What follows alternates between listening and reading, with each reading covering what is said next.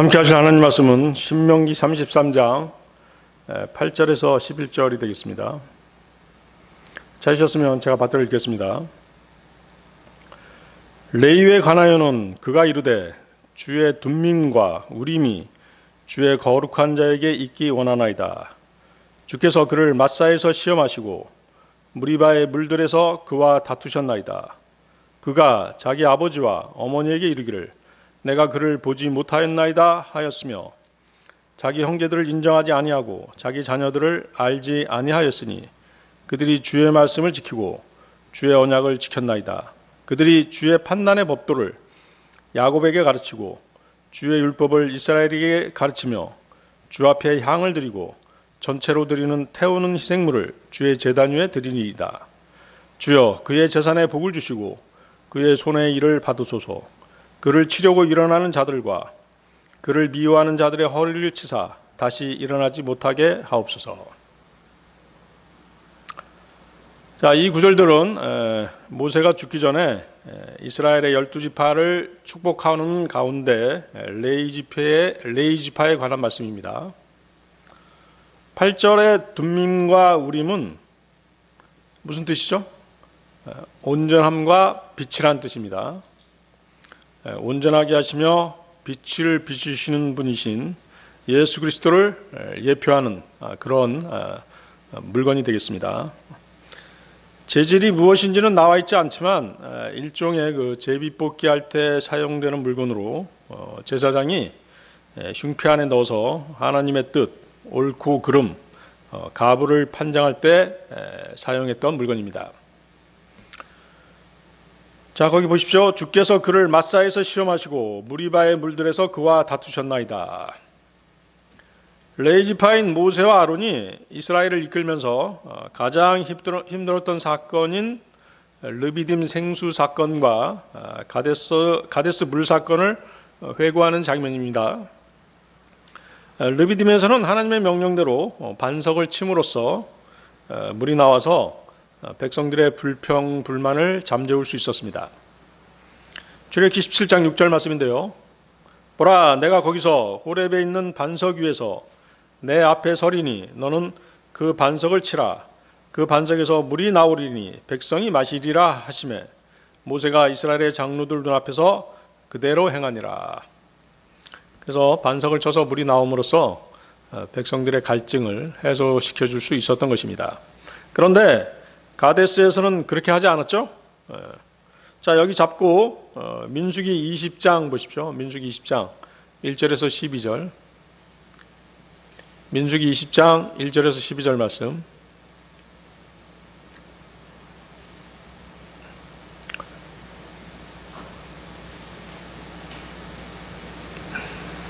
민수기 20장 1절에서 12절 말씀.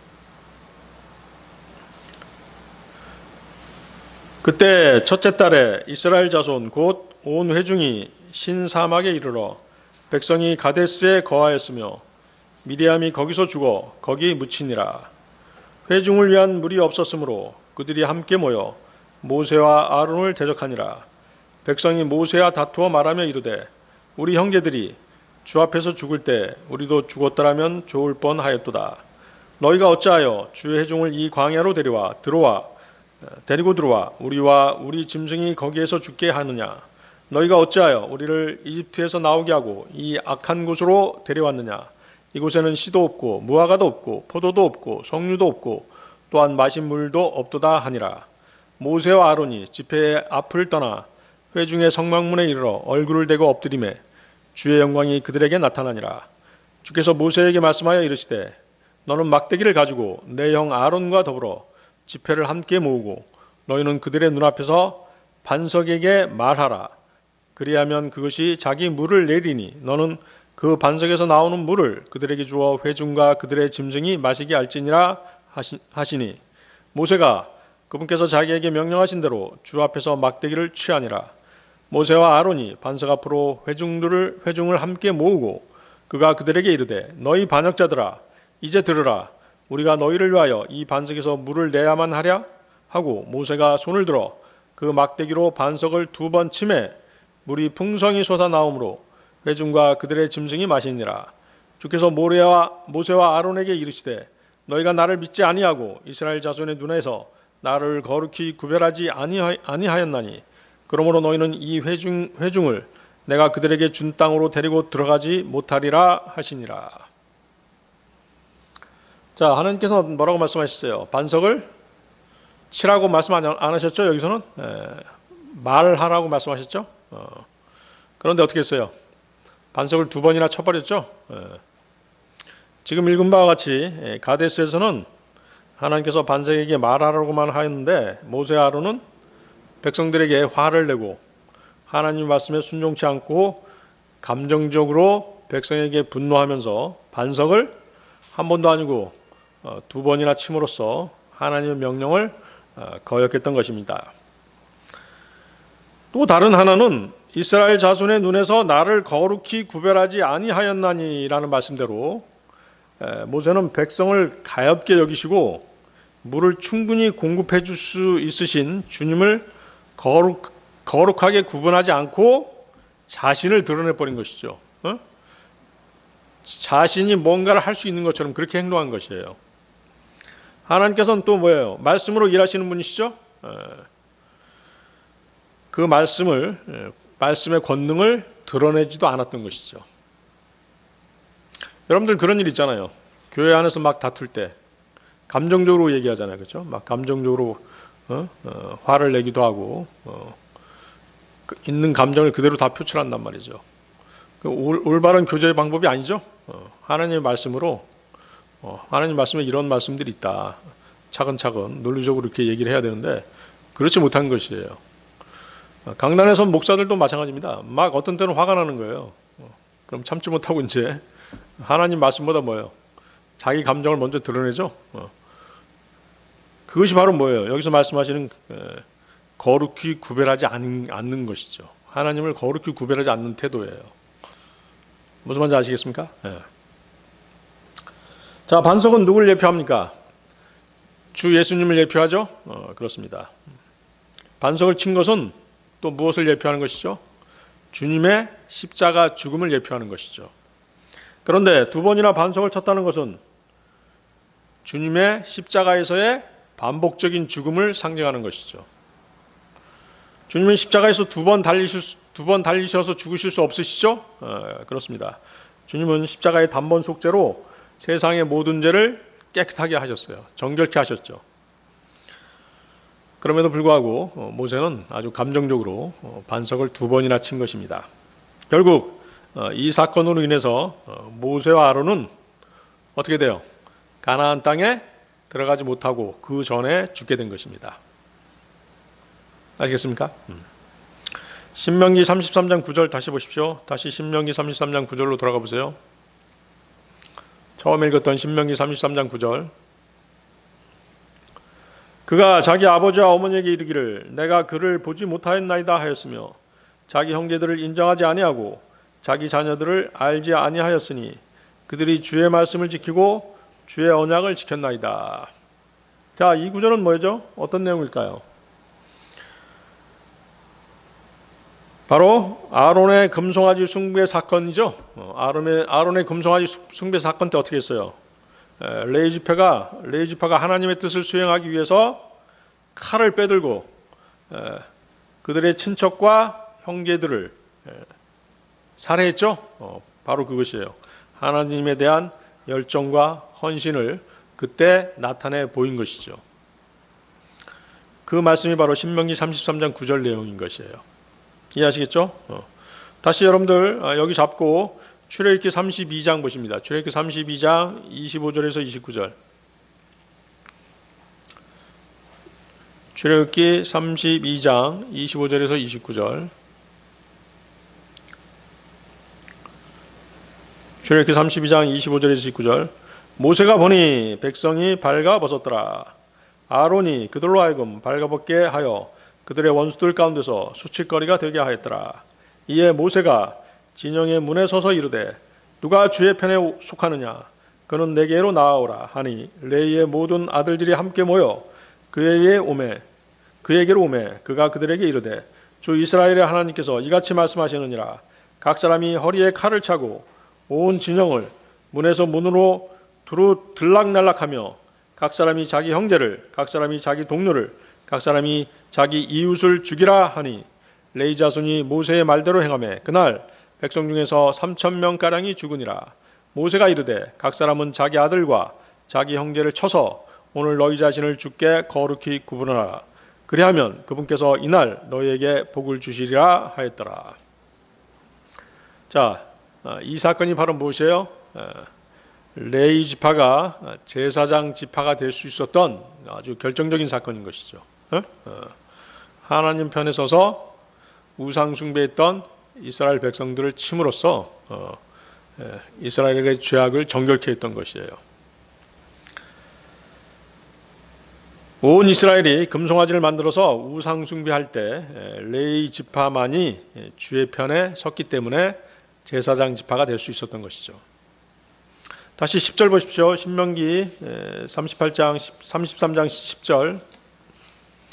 그들이 주의 판단의 법도를 야곱에게 가르치고 주의 율법을 이스라엘에게 가르치며 주 앞에 향을 드리고 전체로 드리는 태우는 희생물을 주의 제단 위에 드리리이다. 자, 이 구절은 뭐예요? 제사장 지파가 된 레위 지파가 행하는 영광스러운 직분 두 가지를 말씀하고 계시죠? 어떤 직분입니까? 첫째는 하나님의 율법을 이스라엘에게 가르치는 것이죠. 다른 하나는 이스라엘 백성을 대신해서 하나님께 희생제사를 드리는 성막에서의 섬김과 봉사의 직분을 말씀하시죠. 사실 이 직무를 위해서 레위 지파는 이스라엘 각처로 흩어져서 살아야 했어요. 그렇지만 오히려 그것이 그들에게 축복이 된 것이죠. 자, 오늘 이 시간에는 제사장 지파로 성별된 레위 지파의 상속재산이라는 제목으로 하나님의 말씀을 나누고자 하는 것입니다. 레위 지파의 상속재산 첫 번째, 하나님께 드리는 희생제물입니다. 하나님께 드리는 희생제물. 여호수아 13장 4절 보십시오. 여호수아 13장 4절.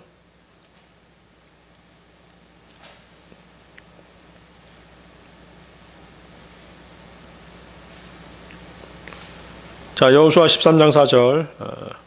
오직 레위 지파에게는 그의 상속 재산을 주지 아니하였고 불로 예비하여 주 이스라엘의 하나님께 드리는 희생물이 그들의 상속 재산이 되었으니 그분께서 그들에게 말씀하신 것과 같았더라. 자, 여러분들 어디다 미치셔야 되겠어요? 하나님께 드리는 희생물이 그들의 상속 재산. 그렇죠? 40년간 광야 생활을 마치고 가나안 정복 전쟁에 나선 이스라엘 12지파는 지파별로 땅을 배분받았어요.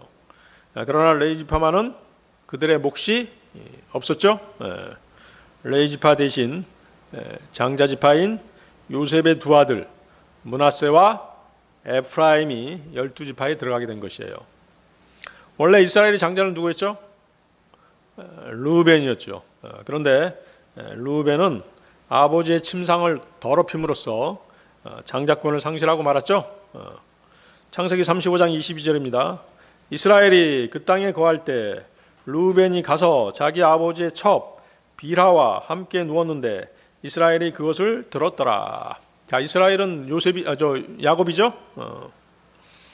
그래서 르우벤 대신에 누가 장자가 된 것이에요?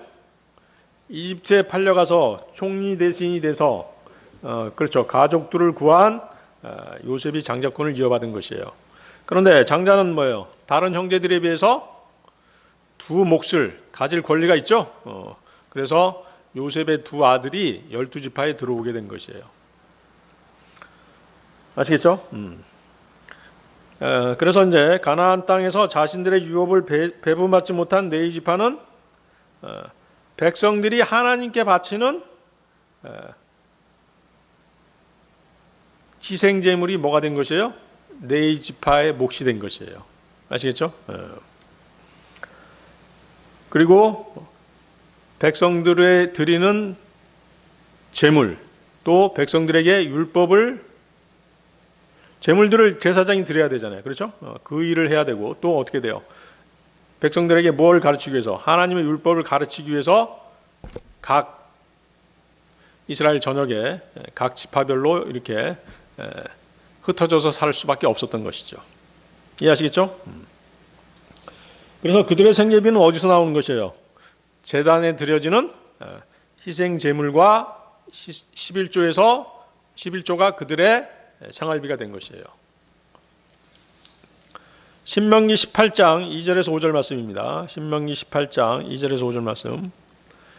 제사장이 희생물을 드리는 자들 곧 백성에게서 마땅히 받을 것은 이러하니 희생물이 소든지 양이든지 그들이 어깨와 두 볼과 위를 제사장에게 줄 것이요 또 내가 내 곡식과 포도죽과 기름의 첫 열매와 내 처음 깎은 양털을 그에게 줄 것이니 이는 주 내 하나님께서 내 모든 지파들 중에서 그를 택하시고 그와 그의 아들들이 영원토록 주의 이름으로 서서 섬기게 하셨기 때문이니라.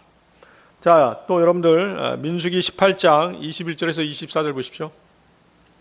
민수기 18장 21절 24절.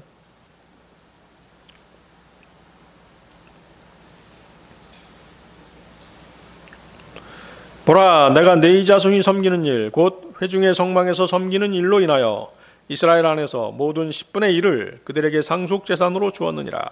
이후로는 이스라엘 자손이 결코 회중의 성막에 가까이 오지 말지니 그들이 죄를 담당하여 죽을까 염려하노라. 오직 레위 사람들은 회중의 성막에서 섬기는 일을 하며 자기들의 불법을 담당할 것이요 그들이 이스라엘 자손 가운데서 상속재산을 갖지 못하는 것은 너희 대대로 영원한 법규가 될지니라.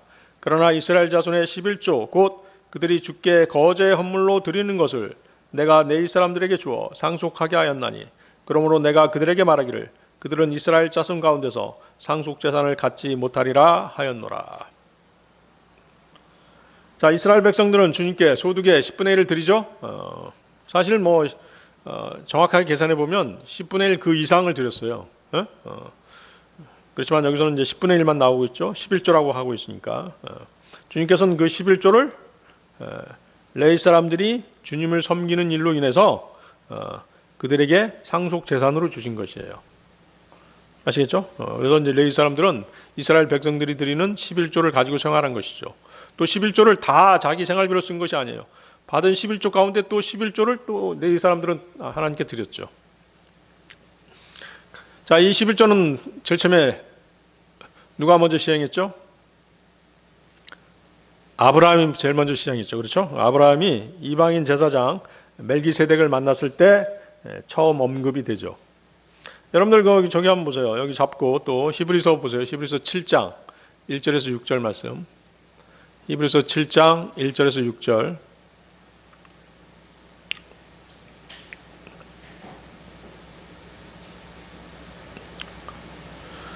이 멜기세덱은 살렘 왕이요 지극히 높으신 하나님의 제사장이니라. 자, 살렘 왕은 무엇이냐면 에루살렘의 왕이란 뜻이에요. 아시겠죠? 에루살렘의 왕이란 뜻입니다. 그가 왕들을 살육하고 돌아오는 아브라함을 만나 그를 축복하였으며 아브라함도 모든 것에 10분의 1을 그에게 주었느니라. 그 이름을 해석하면 첫째로 의의 왕이요 그 다음은 또한 살렘 왕이니 곧 화평의 왕이라. 그는 아버지도 없고 어머니도 없고 혈통도 없고 날들의 시작도 없고 생명의 끝도 없어 오직 하나님의 아들과 같이 되어 항상 제사장으로 있느니라. 이제 이 사람이 얼마나 위대한가 깊이 생각해보라. 심지어 족장 아브라함도 노획물의 10분의 1을 그에게 주었느니라. 진실로 네이의 아들들 중에서 제사장직의 직무를 받는 자들은 자기 형제들인 그 백성이 아브라함의 허리에서 나왔음에도 불구하고 율법에 따라 그들에게서 11조를 취하라는 명령을 받으나 혈통이 그들로부터 나온 것으로 여겨지지 않는 그는 아브라함에게서 10분의 1을 받고 약속들을 가진 그를 축복하였느니라. 자, 멜기세덱은 현재 하나님 우편에 앉으셔서 대제사장으로서 우리를 주에 중보하시는 주 예수님의 예표가 되는 인물입니다.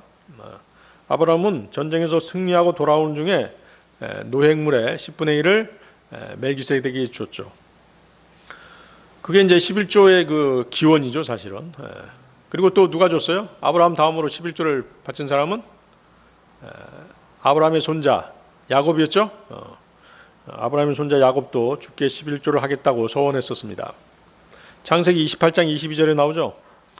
내가 기둥으로 세운 이 돌이 하나님의 집이 되며 하나님께서 내게 주실 모든 것에서 10분의 1을 내가 반드시 하나님께 드리겠나이다 하였더라. 그렇죠?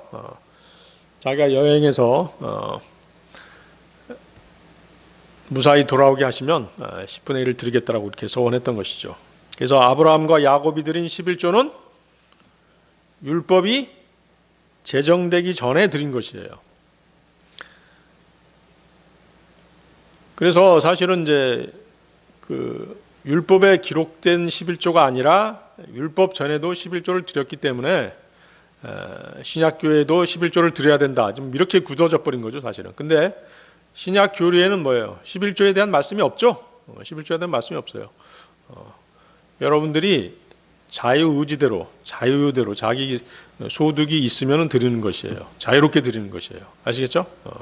신약 교회의 교리에는 11조가 없다는 것이죠. 그렇지만 뭐 여러분들이 자유롭게 드리기 때문에 여러분의 믿음대로 드리는 것이에요. 아시겠죠? 자, 그래서 이스라엘 백성들이 주님께 드린 11조를 주님께서 다시 레위 자손들에게 상속 재산으로 주신 것이죠. 주님께서는 레위인들이 자신을 섬기는 그런 제사장들이기 때문에 그렇게 하신 것이에요. 그래서 어떻게 해요? 주님께서는 주님의 일을 하는 사람들을 주님께서 직접 챙기고 먹여주시는 것이죠. 자, 신약에 그런 말씀이 있죠. 고린도전서 9장 13, 14절이 그 말씀인데요.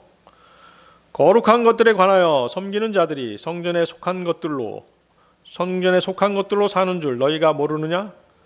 제단에서 섬기는 자들이 제단과 함께 헌물에 참여하는 자들임을 알지 못하느냐? 이와 같이 주께서도 복음을 선포하는 자들이 복음으로 살 것을 정하셨느니라. 그렇죠? 다시 민수기 18장 22절 보시겠습니다. 민수기 18장 22절. 이후로는 이스라엘 자손이 결코 회중의 성막에 가까이 오지 말지니 그들이 죄를 담당하여 죽을까 없느노라. 백성들은 성막에 함부로 출입하거나 주의 거룩한 것을 만지거나 할 수 없죠. 성막의 기물들을 취급하는 레위 제사장들이 임명되었기 때문이죠. 백성들이 주님 앞으로 나오려면 자신의 죄를 깨끗하게 해야 되는데 그 죄들을 깨끗하기 위해서는 어떻게 해야 돼요? 제사장들을 통해서 죄의 희생제물을 드려야 하기 때문인 것이죠. 그렇게 한 다음에 이제 주의 성막에 나올 수가 있어요. 구약의 이런 규례는 우리의 대제사장이신 주 예수 그리스도를 통해서 주 하나님 앞으로 나와야 한다는 사실을 예표로 보여주시는 것이죠. 아시겠습니까? 오직 주 예수 그리스도를 통해서만이 하나님 앞으로 갈 수 있는 것이에요. 주 예수 그리스도를 통해서만이 구원을 받을 수 있는 것이에요. 요한복음 14장 6절이죠. 예수님께서 그에게 이르시되 내가 곧 길이요 진리요 생명이니 나를 통하지 않고는 아무도 아버지께 오지 못하느니라. 나를 통하지 않고는 아무도 아버지께 오지 못하느니라. 오직 예수 그리스도를 통해서만이 구원도 받고 또 은혜도 받고 축복도 받고 모든 복을 누릴 수 있는 것이에요. 그래서 구약에서는 어때요? 주 하나님의 은혜의 보좌로 나가는 새롭고 산 길이 열리지 않았었죠? 열리지 않았었어요.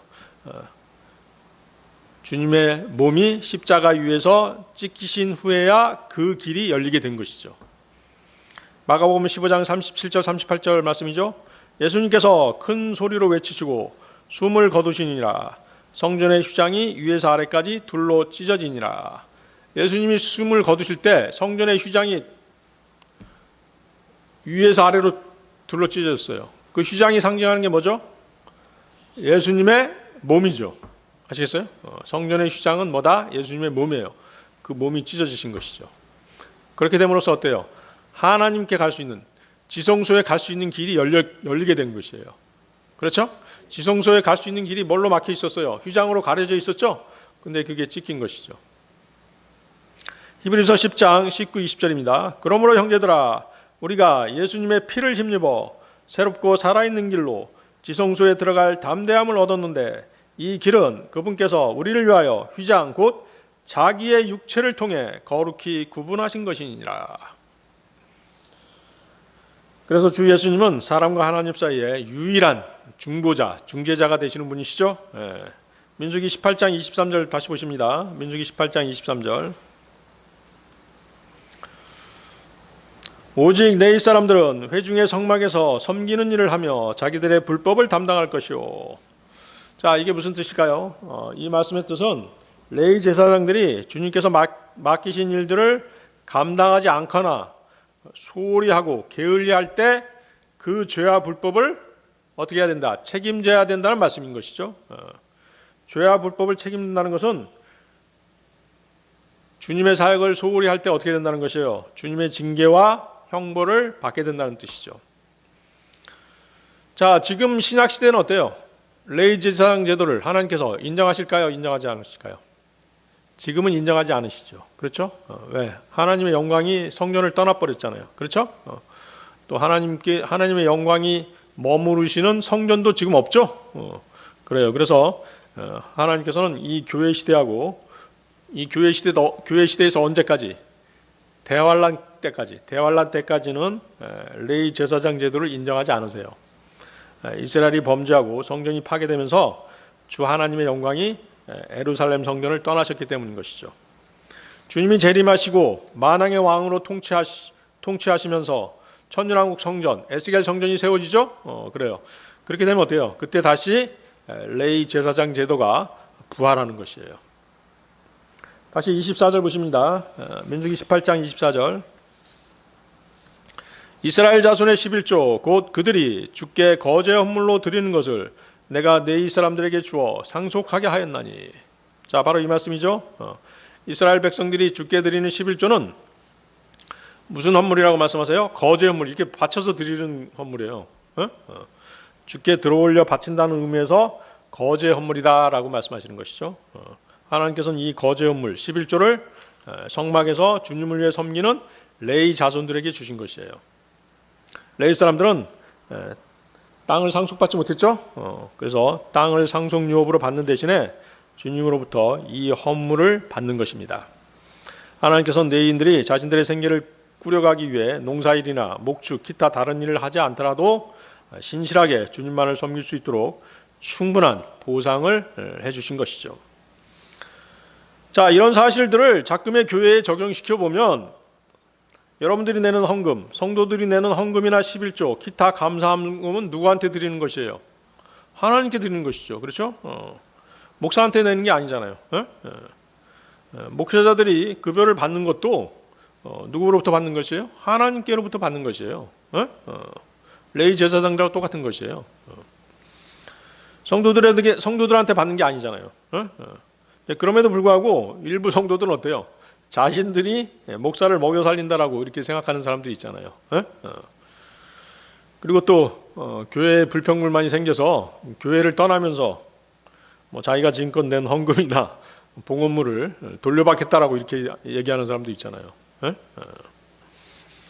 그 사람은 어때요? 지금까지 하나님께 드린 것이 아니라 사람한테 헌금한 거죠. 그런 잘못된 헌금 개념을 가진 사람들은 정상적인 그리스도인이라고 보기 어려운 것입니다. 아시겠죠? 자, 레위지파의 상속재산 두 번째, 주의 제사장 직분입니다. 주의 제사장 직분. 자, 여러분들 여호수아 18장 7절 보세요. 여호수아 18장 7절.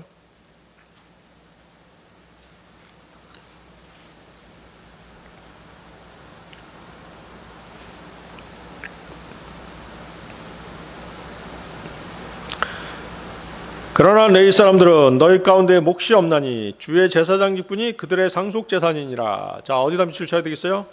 주의 제사장 직분이 그들의 상속 재산. 거기다 밑줄 쳐야 되겠죠? 첫 번째 상속 재산은 무엇이었죠? 첫 번째 상속 재산 하나님께 드리는 희생제물이었죠? 두 번째 상속 재산이 뭐예요? 주의 제사장 직분이에요. 레위 지파는 이스라엘의 금송아지 숭배 사건 때 주의 편에 서서 우상 숭배자들을 처단했기 때문에 하나님의 부르심에 의해 제사장 지파로 선택된 것이에요. 사실 이스라엘의 12아들 중에 시므온과 레위의 성격이 가장 잔인하고 포악했죠. 여러분들 그 사실 아세요? 창세기 49장 5절 7절입니다. 창세기 49장 5절 7절. 시므온과 레위는 형제요 잔인한 도구가 그들의 처소에 있도다. 오 내 혼아 너는 그들의 은밀한 일에 가담하지 말며 내 존귀야 너는 그들의 모임에 연합하지 말지어다. 그들이 분노 중에 사람을 죽이고 자기들의 의지대로 벽을 파내려 갔도다. 그들의 분노가 맹렬함으로 그것이 저주를 받고 그들의 진노가 잔인함으로 그것이 저주를 받으리라. 내가 그들을 야곱 안에서 나누며 이스라엘 안에서 흩으리로다. 자, 시므온과 레위는 그 야곱의 둘째 아들, 셋째 아들이죠. 근데 성격이 아주 잔인하고 포악했습니다. 시므온과 레위는 아주 비슷한 성격을 가졌기 때문에 야곱이 같은 내용의 예언을 한 것이에요. 지금 읽은 창세기 49장 5절 7절은 이제 야곱이 이제 죽기 전에 12지파에게 예언한 내용 중에 시므온과 레위에 대한 예언이죠. 자, 이들의 포악함은 창세기 34장에 잘 기록되어 있습니다. 그들의 여동생이 있었죠. 여동생 이름이 뭐였죠? 디나였습니다. 그렇죠? 여동생 디나가 세상 구경을 하기 위해 밖에 나갔다가 어떻게 돼요? 다른 부족에게 강간을 당하죠. 그러자 어떻게 했어요?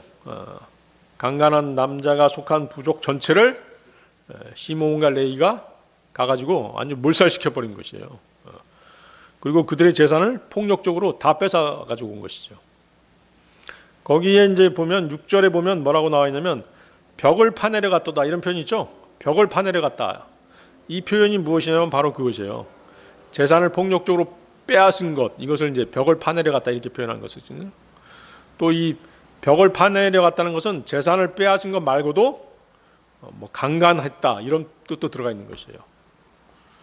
아시겠어요? 그래서 자기 여동생에 대한 복수를 하면서 아주 잔인하게 복수를 한 것이죠.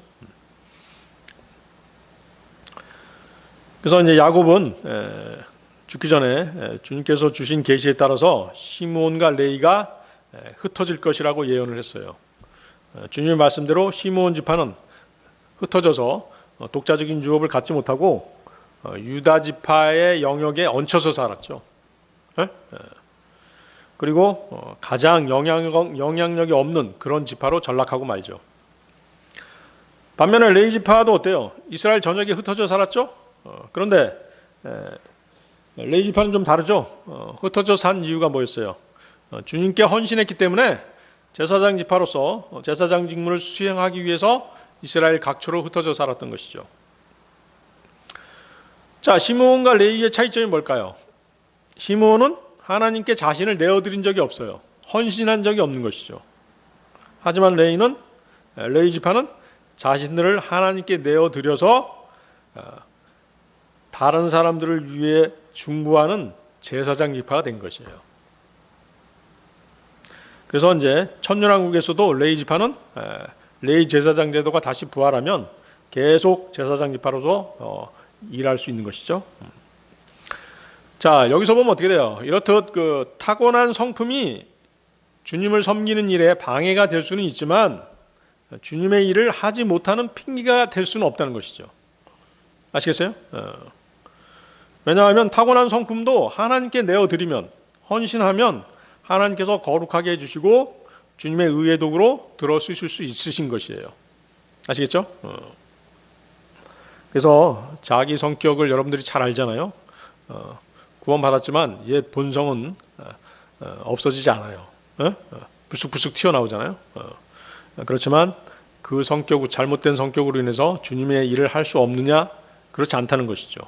자신을 헌신하게 되면, 주님께 내어드리면 하나님께서 그 헌신하는 것을 보고 그 사람을 들어 쓰는 것이에요. 자, 그래서 어떻게 됐어요? 레위 지파가 감당해야 될 직무가 나오죠. 어떤 직무를 했죠? 성막에 관한 일, 율법에 관한 일, 제사에 관한 일을 했죠. 그렇습니다.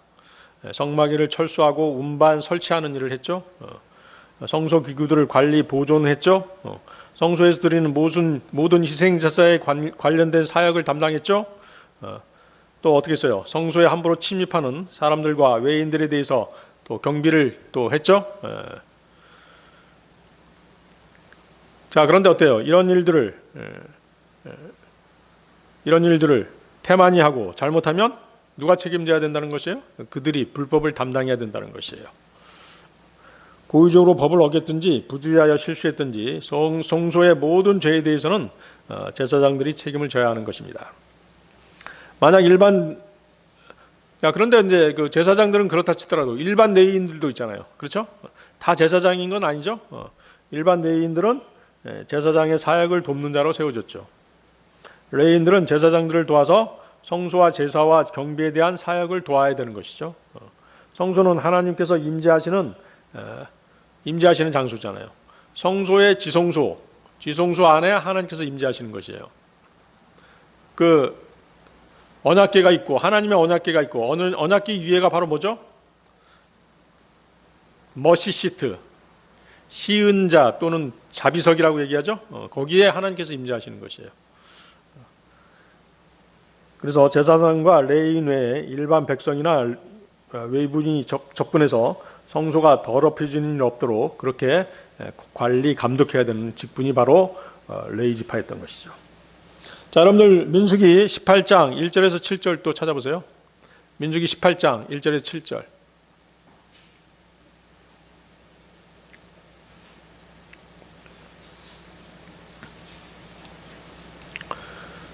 하셨나요? 민수기 18장 1절 7절 말씀.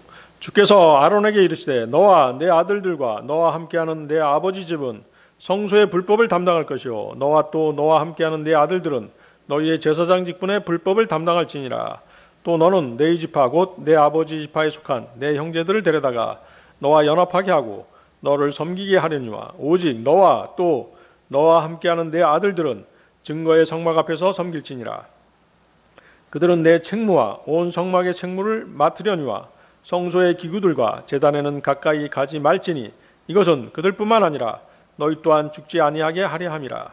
그들은 너와 연합하여 성막에서 섬기는 모든 일을 위해 회중의 성막의 책무를 맡을 것이요 낯선 자는 너에게 가까이 오지 못할지니라. 너희는 성소의 책무와 제단의 책무를 맡으라. 그리하면 진노가 다시는 이스라엘 자손에게 임하지 아니하리라. 보라, 나 곧 내가 이스라엘 자손 가운데서 너희 형제들 즉 레위 사람들을 취하여 주를 위한 예물로 그들을 너희에게 주어 회중의 성막에서 섬기는 일을 하게 하였나니 그러므로 너와 또 너와 함께하는 내 아들들은 제단과 휘장 안의 모든 것에 대하여 제사장의 직무를 지키라. 내가 너희의 제사장 직무를 너희에게 섬김의 선물로 주었은즉 가까이 오는 낯선 자는 죽일지니라. 여러분들 거기다 주세요. 섬김의 선물로 주었다. 제사장뿐만 아니라 레위인의 직무는 하나님께서 뭘로 주신 것이에요? 선물로 주신 것이에요. 선물로 주셨다는 것은 뭐예요? 어떤 조건이나 자격이 있어서 주신 것이 아니라 은혜로 주신 것이라는 것이죠. 하나님의 은혜로 주신 것이에요. 우리 그리스도인들 역시 믿음으로 말미암아 은혜로 구원받았죠? 그렇습니까? 네. 에베소 2장 8절 9절 말씀입니다. 너희가 믿음을 통해 은혜로 구원을 받았나니 그것은 너희 자신에게서 난 것이 아니요 하나님의 선물이니라. 행위에서 난 것이 아니니 이것은 아무도 자랑하지 못하게 하려 함이라. 자, 그러므로 레위 제사장 직무는 또 레위인의 직무는 하나님의 은혜의 선물로 주셨기 때문에 어떻게 해야 돼요? 감사함으로 직무를 수행해야 되는 것이죠. 하나님의 은혜의 선물이라는 것이 무슨 뜻이에요? 자기 의로, 자기 행위로 받은 것이 아니기 때문에 교만하지 말아야 되고 끝까지 신실하게 섬겨야 되는 것이죠. 레위 지파의 상속재산 세 번째, 주 하나님이 상속재산이 되신다. 주 하나님이 상속재산이 되신다. 여러분들 여호수아 13장 33절 찾으십니다. 여호수아 13장 33절.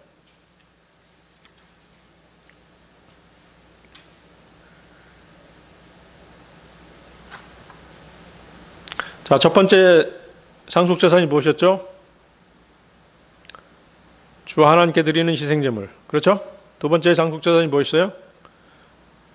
제사장 직분. 그렇죠? 세 번째 하나님의 상속재산. 지금 뭐라고 얘기했죠? 주 하나님 자신이 상속재산이 되는 것이에요. 여러분들이 한번 생각해 보세요. 하나님이 내 상속재산이 되신다니 얼마나 영광스럽습니까? 자, 여호수아 13장 33절 보십니다. 오직 레위지파에게는 모세가 아무 상속재산도 주지 아니하였으니 주 이스라엘의 하나님께서 그들에게 말씀하신 것과 같이 그분께서 그들의 상속재산이셨더라. 그렇죠? 예. 가나안 땅에서 레위인들은 땅을 분배받지는 못했지만 그들의 상속재산은 누구셨다? 주 이스라엘의 하나님이셨다는 것이죠. 자, 이 말이 무슨 뜻입니까? 오직 하나님만을 바라보고 의지하고 신뢰하는 삶을 살라는 것이죠. 그렇게 하면 주님께서 모든 필요를 공급해 주신다는 위대한 약속인 것입니다. 이해하시겠어요? 네. 자, 여러분들의 상속재산은 무엇입니까? 주 하나님 맞습니까? 네, 좋아요. 여러분들 마음속으로 아멘 하셨다면 여러분들 아주 신실하게 믿음 생활하고 계신 것이에요. 자, 이제 이 뜻은 또 무엇이냐면 물질적 또는 사회적, 지리적 위치에 얽매이지 않는 레위인들의 직무를 통해서 주님을 섬기고 성소를 섬기고 이스라엘의 공동체를 섬기는 레위 지파의 특별한 역할을 의미하는 것이죠. 다른 지파와는 다른 레위 지파의 영적 헌신을 통해서 우리는 뭘 돌아볼 수 있는 것이에요? 지금 우리 자신을 돌아볼 수 있는 것이죠. 우리 이 신약 시대의 그리스도인들은 하나님께서 어떤 직분을 주셨어요? 제사장 직분을 주셨죠? 우리 그리스도인들도 제사장이라고 하는 직분을 주셨어요. 그 사실을 여러분들이 잊지 않고 다시 돌아보자는 것이죠. 자, 여러분들 베드로전서 2장 9절 보세요. 베드로전서 2장 9절. 베드로전서 2장 9절.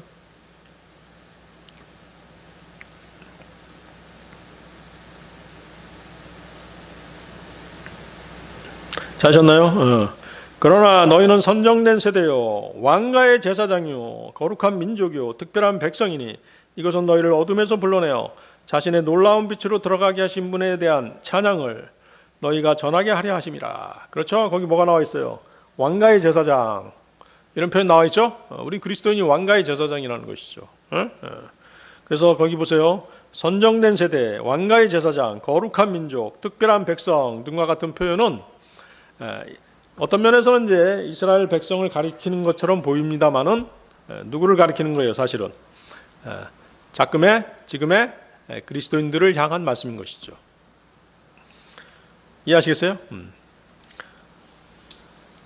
베드로전서 2장 9절에서 그리스도인에게 내린 정의 가운데 첫 번째가 뭐예요? 선정된 세대죠. 선정된 세대. 저와 여러분은 주님을 구주로 선택했고 주님 또한 우리를 선택하셨어요. 그래서 우리는 그리스도인이 된 것이죠. 또 주님께서는 우리를 양자 삼으셨죠.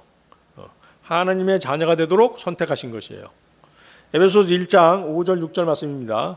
자신의 크게 기뻐하시는 뜻에 따라 우리를 예정하사 예수 그리스도를 통해 자신의 아이로 입양하심으로써 자신의 은혜의 영광을 찬양하게 하셨느니라.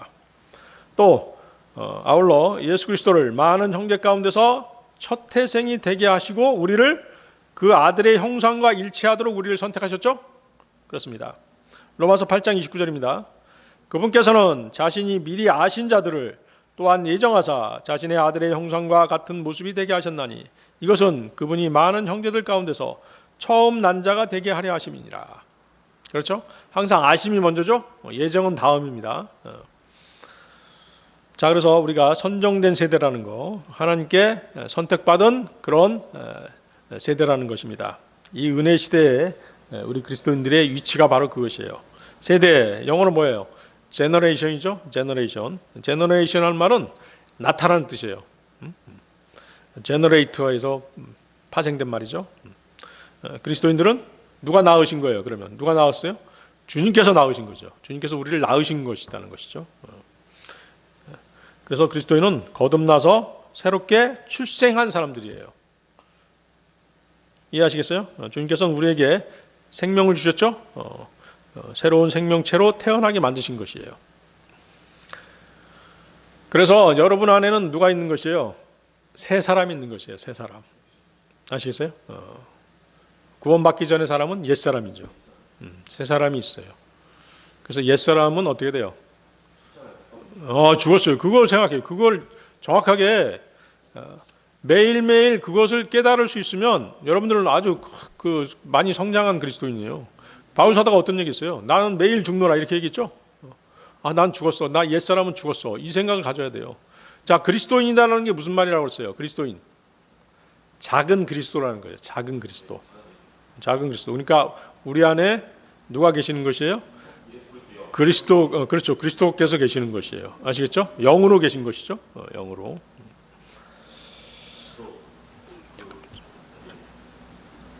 자, 그래서 여러분들이 이제 이런 이유 때문에 새 생명을 받았기 때문에 새 생명을 받은 이 이유 때문에 여러분들은 자기의 육신을 내세울 이유가 없는 것이에요. 옛사람은 죽었단 말이에요. 옛사람은 주님과 함께 십자가에 못 박혀 죽었기 때문에 자기 자신을 드러낼 필요가 없는 것이죠. 자기의 영광을 드러낼 필요가 없는 것이에요. 자기 영광을 추구할 필요가 없는 것이에요. 지금은 누구의 영광을 추구해야 돼요? 주님의 영광을 추구해야 되는 것이죠. 주님께 영광을 돌리는 시대가 지금 이 시기지 자기가 영광을 받겠다고 하면 안 되잖아요. 그렇죠? 자, 그 다음에 이제 뭐가 있어요? 왕가의 제사장이라는 표현이 있죠? 자, 왕가의 제사장은 하나님의 자녀가 된 사람은 누구나 무슨 신분? 제사장의 신분을 취득한 사람이라는 것이죠. 그렇죠? 그것도 뭐예요? 왕가의 제사장이죠. 그래서 이제는 더 이상 율법 아래에 있는 뇌인들만 제사장이 되는 게 아니라 우리들 거듭난 모든 그리스도인들이 하나님을 섬기는 영적 제사장이라는 것이에요. 그리고 예수 그리스도께서는 지금 우리의 대제사장으로 하나님 우편에 앉아서 우리를 중보하고 계시죠. 그렇죠? 히브리서 3장 1절입니다. 그러므로 거룩한 형제들 곧 하늘의 부르심에 참여한 자들아 우리의 신앙 고백의 사도시며 대제사장이신 그리스도 예수님을 깊이 생각하라. 주님께서 대제사장이시면 우리는 당연히 뭐예요? 제사장들이겠죠? 그렇습니다. 그리스도는 또한 거기 뭐라고 되어 있습니까? 거룩한 민족이다 이렇게 표현하고 계시죠? 자, 지구상에 존재하는 모든 민족은 거룩한 민족과 거룩하지 않은 민족으로 나눌 수 있는 것이에요. 거듭난 그리스도인들과 또 누구? 이스라엘은 거룩한 민족이죠. 아시겠어요? 구원받은 그리스도인과 이스라엘은 거룩한 민족이고 나머지는 뭐예요? 나머지는 거룩하지 못한 민족인 것이죠. 그래서 거듭난 그리스도인은 세상의 다른 민족들로부터 불러내심을 받아 그들로부터 성별된 민족인 것입니다. 그리스도인 그 누구도 세상 국가나 세상 민족에 속한 사람이 아니라 이제는 주님 안에서 거룩한 민족이 된 사람들입니다. 그래서 우리의 생활 방식은 어디에 있다? 하늘에 있는 것이에요. 하늘의 생활 방식을 따라야 되는 것이에요. 빌립보서 3장 20절이죠. 우리의 생활 방식은 하늘에 있으며 거기로부터 또한 우리가 구원자 주 예수 그리스도를 기다리노니. 자, 그리스도인은 또 특별한 백성이라고 말씀하시죠. 그리스도인이 특별한 백성인 이유는 거듭나서 영원한 생명을 지녔다는 점에서 그렇죠. 그리스도인이 영생을 가졌다는 사실이야말로 다른 세상 죄인들과 아주 극명하게 구별되는 특별한 차이점이죠. 그리고 우리 그리스도인들은 영적으로 지금 어디에 가 있어요? 천상에 가 있죠? 천상에 가 있다라고 말씀하시죠? 에베소서 2장 5절 6절입니다. 여러분들 에베소서 2장 5절 6절 한번 찾아보세요. 에베소서 2장 5절 6절 말씀.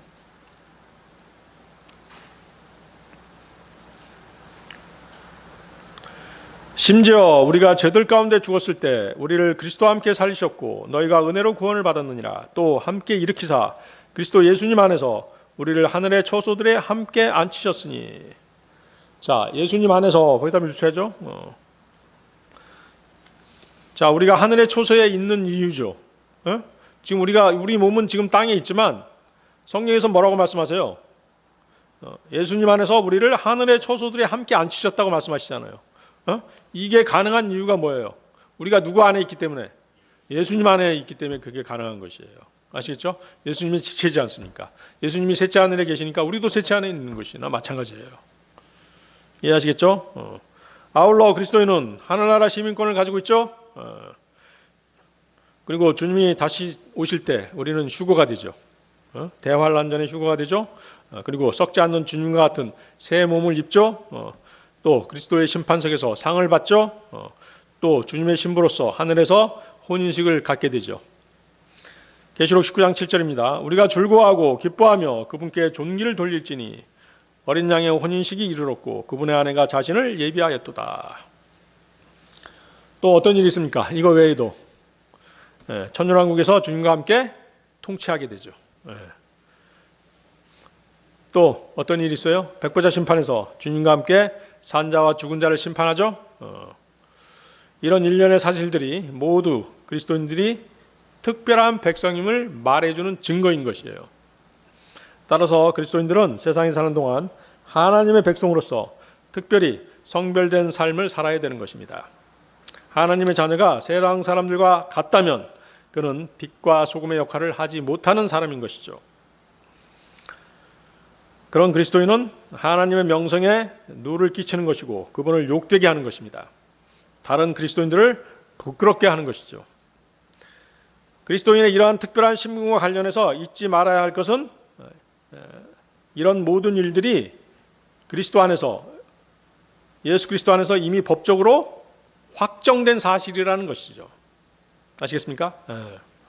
거짓말 하실 수 없는 하나님의 말씀인 성경이 이런 사실들을 증명해 주고 계신 것이에요. 그래서 거기 보십시오. 너희를 어둠에서 불러내어 자신의 놀라운 빛으로 들어가게 하신 분께 대한 찬양을 너희가 전하게 하려 하심이라. 그렇죠? 저와 여러분이 믿음으로 말미암아 하나님의 은혜로 구원받은 것은 어둠에서 빛으로 불러냄을 받은 것이죠.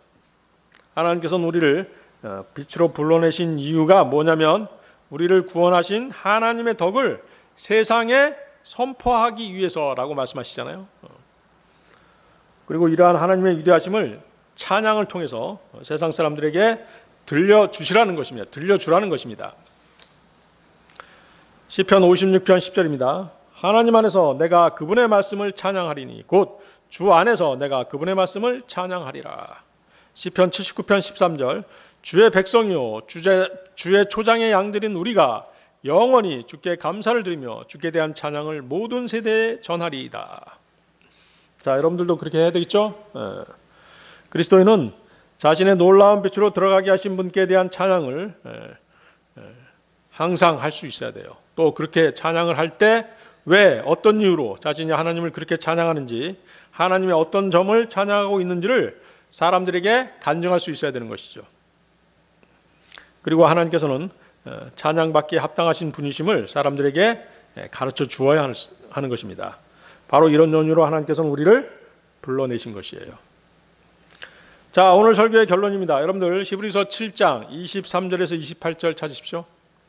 히브리서 7장 23절에서 28절.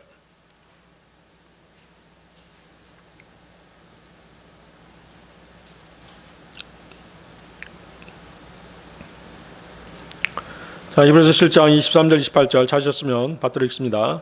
그들이 참으로 다수의 제사장이었던 것은 죽음으로 인해 그들이 항상 잊지 못하였기 때문이로되 이 사람은 항상 계심으로 변할 수 없는 제사장 직분을 소유하시느니라.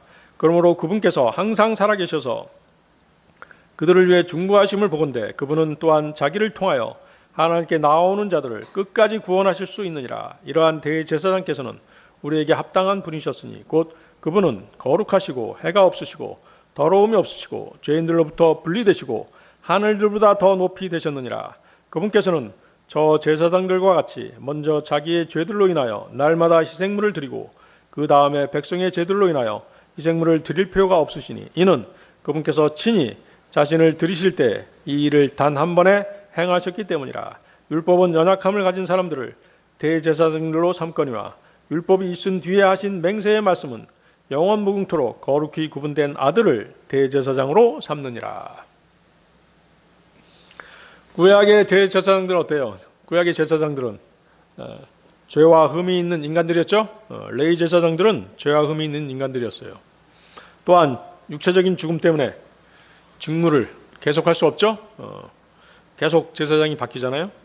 그러나 주님의 제사장 직분은 어때요? 불변하죠? 불변합니다. 주님께서는 회개한 죄인들에게 그분의 자비와 사랑을 영원히 베푸시는 것이죠. 왜?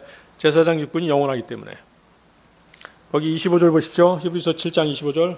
그분은 또한 자기를 통하여 하나님께 나아오는 자들을 끝까지 구원하실 수 있느니라. 우리의 대제사장께서는 하나님께 나아간 자를 모두 구원하실 수 있으신 분이시죠. 주님께서는 그렇게 하셨죠? 또 그렇게 하실 수 있는 분이시고 또 그렇게 하셨어요. 근데 주님께서 잃어버린 사람이 단 한 사람 있죠? 누구죠? 그렇죠. 유다 이스카리옷을 잊어버렸죠. 요한복음 17장 12절입니다. 내가 그들과 함께 세상에 있을 때 아버지의 이름으로 그들을 지켰나이다. 아버지께서 내게 주신 자들을 내가 지켰고 멸망의 아들 외에는 그들 중에 하나도 잃어버리지 아니하였으니 이것은 성경 기록을 성취하려 함이니이다. 자, 멸망의 아들이 유다 이스카리옷이죠. 근데 어때요? 하나님께서 가룟 유다 이스카리옷을 잃어버린 이유가 무엇이에요? 가룟 유다는 원래 누구였어요? 마귀였죠. 성경에서 그렇게 말씀하시죠. 요한복음 6장 70, 71절입니다. 예수님께서 그들에게 응답하시되 내가 너희 12를 택하지 아니하였느냐 그러나 너희 중에 하나는 마귀니라 하시니라. 그분께서는 시몬의 아들 가룟 유다를 가리켜 말씀하셨더라. 그는 곧 12 중에 하나로 그분을 배반하여 넘겨줄 자더라. 주님께서는 가룟 유다를 제외하고는 그분께 나아오는 모든 사람들을 결코 잃어버리지 않으시고 모두 다 구원하셨죠. 자, 이 말씀은 교회 시대의 성도들의 구원의 영원한 보장을 확증해 주는 말씀이기도 하죠. 그리스도인들이 그들의 제사장이신 예수 그리스도를 끝까지 붙들고 그분을 통해서 하나님께 나아가기만 한다면 주님은 그들을 끝까지 구원하시는 것이죠. 그렇죠? 자, 거기 26절 보십시오. 26절. 이러한 대제사장께서는 우리에게 합당한 분이셨으니 곧 그분은 거룩하시고 해가 없으시고 더러움이 없으시고 죄인들로부터 분리되시고 하늘로부터 더 높이 되셨느니라. 죄인들에게 합당한 대제사장은 어때요? 거룩하고 해가 없으시고 더러움도 없고 죄인들과는 성별되시고 하늘로보다 더 높이 계신 분이라야 적합하죠. 인간들한테는 그런 게 있어요, 없어요? 없죠? 로마 카톨릭의 교황이라든가 추기경, 사제들은 이런 조건을 결코 만족시킬 수 있는 사람이 한 사람도 없는 것이죠. 단지 뭐예요? 그들은 거룩한 채 할 뿐인 것이죠. 27절 보세요. 27절. 그분께서는 저 대제사장들과 같이 먼저 자기의 죄들로 인하여 날마다 희생물을 드리고 그 다음에 백성의 죄들로 인하여 희생물을 드릴 필요가 없으시니 이는 그분께서 친히 자신을 드리실 때 이 일을 단 한 번에 행하셨기 때문이라. 자, 레위 제사장들은 어땠어요? 성막에 들어가기 전에 자기들도 희생제물을 드려서 자기 죄들을 속죄해야 됐죠? 그렇지만 예수 그리스도께서는 그럴 필요가 없으시죠? 자, 그래서 이 구절은 뭐예요? 예수 그리스도의 단번 속죄에 관한 구절이죠. 주님께서는 구약의 수많은 동물 제사를 단 한 번 자신의 몸을 드림으로써 완성하신 것이에요. 주님은 십자가에서 한 번에 단번에 우리의 모든 죄값을 치러주신 것입니다. 우리뿐만 아니라 세상 모든 사람들의 죄값도 모두 담당하셨죠. 세상 죄인들이 이 사실을 믿으려 하지 않고 믿지 않기 때문에 구원받지 못하고 있는 것이에요. 요한일서 2장 2절이죠. 그분은 우리의 죄들로 인한 화해 헌물이시니 우리의 죄들뿐 아니요 온 세상의 죄들로 인한 화해 헌물이시니라. 하나님께서는 온 세상 사람들을 위해서 피 흘려 돌아가신 것이에요.